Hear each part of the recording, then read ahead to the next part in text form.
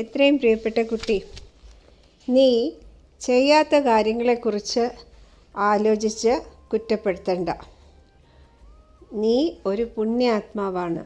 അതുകൊണ്ടാണ് ഞാൻ എന്നെ പൂജിക്കാനായി തിരഞ്ഞെടുത്തത്.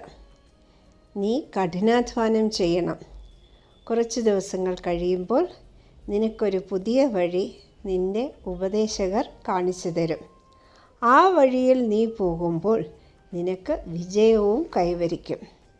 ആരോഗ്യത്തിൽ നീ ഉപേക്ഷ വിചാരിക്കരുത്. ആരോഗ്യം ധനമാണ്. നീ നിൻ്റെ ആരോഗ്യം ശ്രദ്ധിക്കുകയാണെങ്കിൽ നിനക്ക് നല്ലതുപോലെ കാലത്തിലും ജോലി ചെയ്യാൻ കഴിയും. അടുത്തുള്ള ക്ഷേത്രത്തിൽ എന്നും പോകണം. അകമഴിഞ്ഞുള്ള പ്രാർത്ഥനകൾക്ക് എന്തും മാറ്റിമറിക്കാൻ കഴിയും.